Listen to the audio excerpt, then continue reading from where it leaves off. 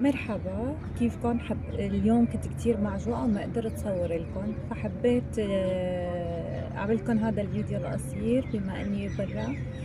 كانت النية قبل ما أطلع من البيت، سحبت 3 أوراق، أخذت معي 3 أوراق من البيت، وقلت بدي أشوفن أنا وياكم إذا صحت لي النهاية فرب العالمين يسر لي إياها. رح تخلونا نشوف شو هن ال3 أوراق اللي طلعوا معي.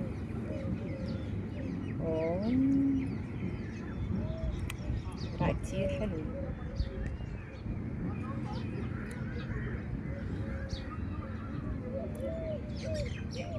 بينوا معكم شو الوراق، شو الرسالة اللي بتقول خلال هالوراق. أول شي بدي أقول شكرا من قلبي، وصلنا لل1000 متابع بفضل محبتكم ودعمكم. سحبت هالوراق قبل من الصبح وقلت بدي فاجئكم فيها، وأنا كمان رح أتفاجئ معكم شو بهالوراق، ما كنت بعرف شو هن.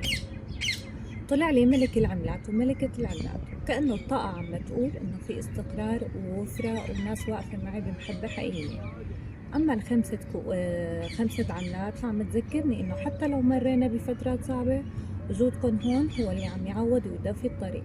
رسالتي إلكن اليوم، كل حدا عم يتابعني في وفرة جاية لعندكن، وفي دعم من شخص أو طاقة قوية بحياتكم. ما حدا رح يضل لحاله، وفي باب رح ينفتح بطريقة ما كنتم متوقعينها أبدا.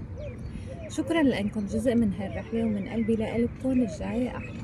بتمنى تعملوا لي اكسبلور وتشيروا لي القد ما فيكم، وبحبكن كتير.